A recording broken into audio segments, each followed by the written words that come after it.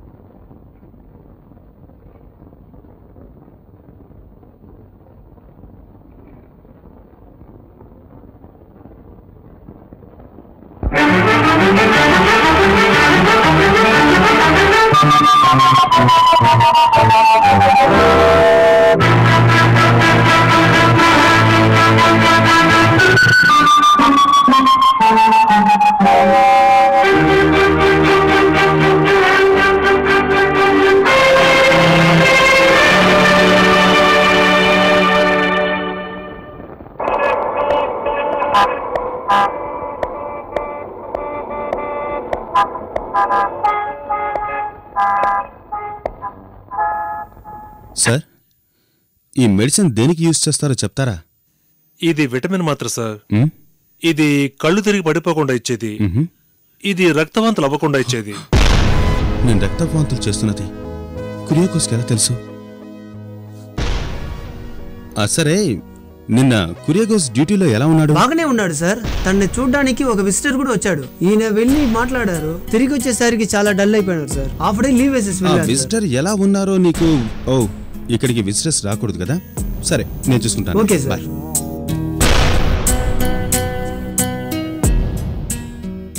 Hello sir, how are you? Fine sir, thank you. How are you? Fine. Mister John Mathew కురియాకోస్ని చూడడానికి నిన్న ఒక వ్యక్తి వచ్చారు. ఆయన పేరేంటో చెప్తారా? తప్పకుండా. ఆయన పేరు డాక్టర్ కరుణామూర్తి. నెయ్వేలి వరకు వచ్చి నన్ను చూడకుండా డాక్టర్ వెళ్ళిపోయారంటే సంథింగ్ ఇస్.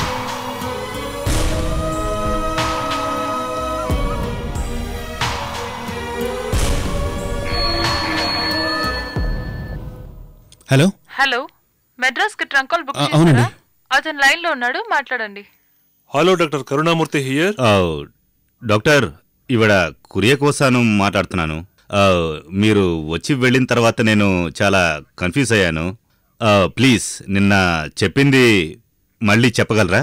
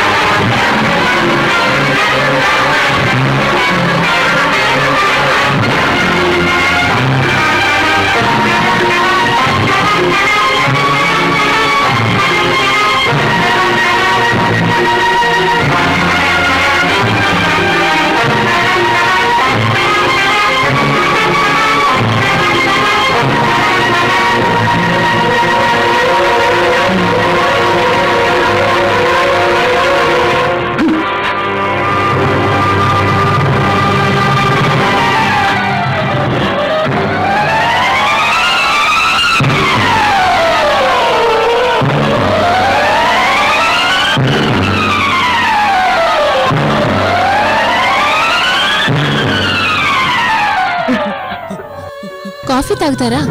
కాఫీ తాగుతారా? కాఫీ తాగుతారా? కాఫీ తాగుతారా? ఈ చీరలా ఉంది, ఈ చీరలా ఉంది, ఈ చీరలా ఉంది, ఈ చీరలా ఉంది.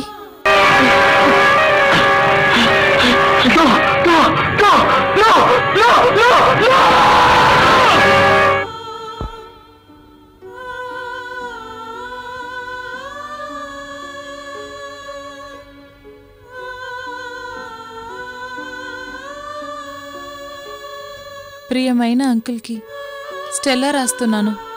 ఇక్కడ జరిగేది ఏవి నాకు అర్థం కావట్లేదు. చాలా కన్ఫ్యూషన్గా ఉంది. భాస్కర్ అన్న కురియకోస్ ఇద్దరు ముందులాగా లేదు. ఆఫీస్కి ఈ డ్రెస్లోనా?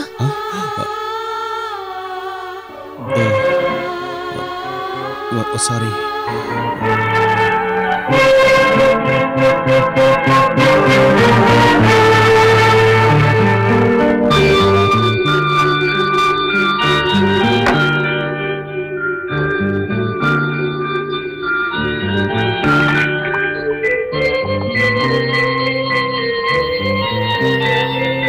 ఏమండి,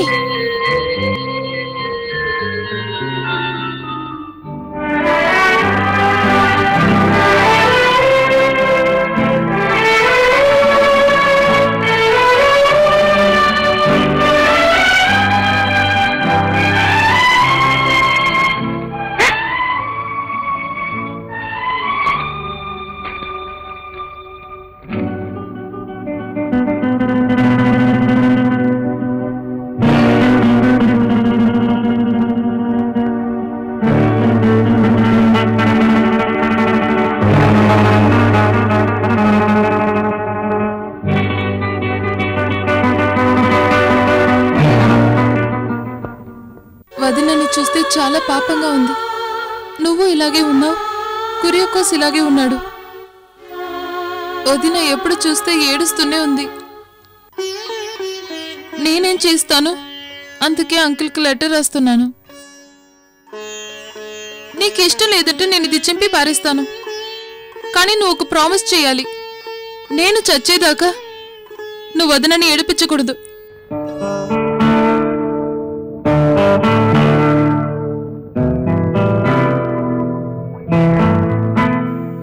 నేను చచ్చేంత వరకు నీ వదిన అస్సలు ఏడవదాం. ప్రామిస్?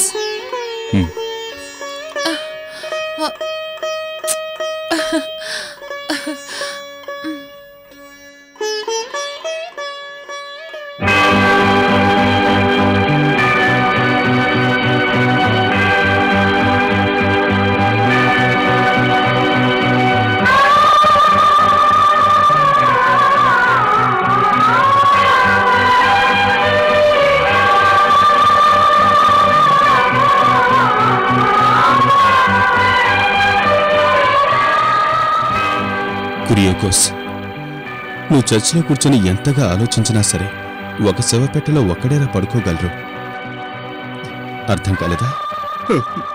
భాస్కర్, నా శరీరంలో ఒక ప్రపంచ యుద్ధమే జరుగుతుందటగా ఇంకా అర్థం కాలేదా? భాస్కర్, యముడు నా ఇంటి అడ్రస్ కనిపెట్టేశాడని డాక్టర్ ద్వారా నేను తెలుసుకున్నాన్రా. భాస్కర్, దిగులు పడకు, దేవుడున్నాడు. ఏ దేవుడు? సుబ్రహ్మణ్య స్వామా, జీసస్సా? ఇద్దరికీ దండం పెట్టాను కదరా. ఈయన కాపాడతారని ఆయన వదిలేశారు, ఈయన కాపాడతారని ఆయన వదిలేశారు. భాస్కర్, పుట్టిన ప్రతి మనిషి ఏదో ఒకరోజు చస్తాడు. కానీ నేనెప్పుడు చస్తానో నాకు బాగా తెలుసు. భగవంతుడు నా చివరి పేజీని ముందుగా పెట్టి కుట్టేశాడ్రా. That's all. It's all right. నీలాగే నేను కూడా ఒక మనిషినే కదా. నువ్వు వారంగా ఫీల్ అవుతున్నా, నేను 6 రోజులుగా ఫీల్ అవుతున్నాను. విషయం తెలియక ఉమా, స్టెల్లా ఇద్దరు మనల్ని చూసి చాలా బాధపడుతున్నారు. ఇప్పుడే ఏడిస్తే ఎలారా? ఇంకా ఏడవలసిన రోజులున్నాయిగా. అందుకే కొన్ని రోజుల పాటు వాళ్ళని నవ్వించబోతున్నాను. భాస్కర్, నువ్వు నాకు ప్రామిస్ చేయాలరా. ఎటువంటి పరిస్థితులు వచ్చినా సరే ఈ రహస్యం మనిద్దరి మధ్యలోనే ఉండాలి, బయటికి చెప్పకూడదు.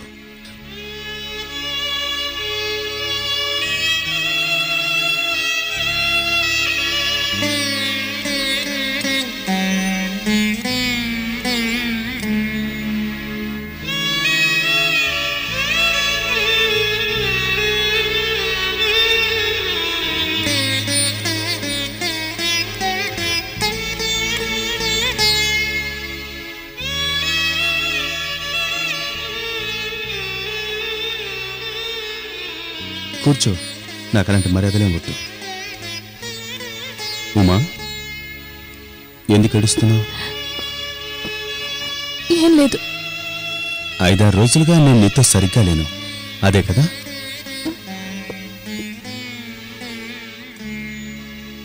నాకు ఆఫీసులో సమస్యలే ఉండవా? మీకేదైనా సమస్య వస్తే అది నాకు సమస్యగా నాతో చెప్పకూడదా? నా సమస్య నీతో నేను ఏయ్, జరిగిందంతా మర్చిపో. ఇక నుంచి నేను నీ పాత భాస్కర్, ఓకే? అవును, పాపకేం పేరు పెడదామంటావు? అది బిడ్డ పుట్టిన తర్వాత మనిద్దరం కలిసి తీసుకోవాల్సిన నిర్ణయం.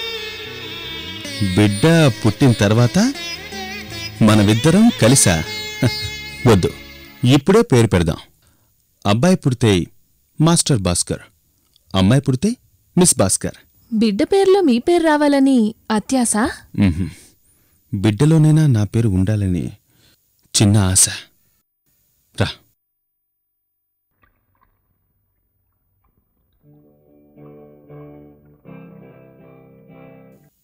అవును, మన డాగీకి పాలు, బిస్కెట్లు, వైద్య ఖర్చులు నెలకి ఎంతవుతుంది ఉమా? ఏమిటండి ఇలా అడుగుతున్నారు? అది మీ మొదటి బిడ్డ కదా. అవునవును, కానీ బావిలో పడేసినా లెక్కబెట్టి వేయాలంటారుగా, అందుకే అడిగాను. దీనికొక 75 రూపాయల నుంచి 100 రూపాయల దాకా అవుతుంది.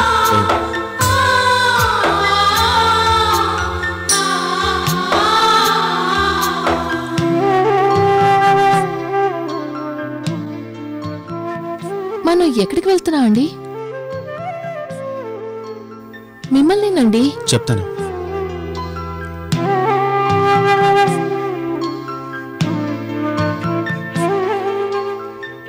Hello mister Bhaskar, how are you? Fine. మిమ్మల్ని కలవడానికి విషయం ఏంటి? దీన్ని తీసుకోండి. ఈ రోజు నుంచి ఇది మీకు. ఏంటి నాదా? ఆ రోజు అడిగినప్పుడు ఇది నా బిడ్డ లాంటిది నేను ఇవ్వనన్నారుగా. ఈ రోజు నా బిడ్డని మీకు దత్తత ఓ చేస్తాను. Thank you. రండి, ఇంట్లోకి రండి. సమాధట.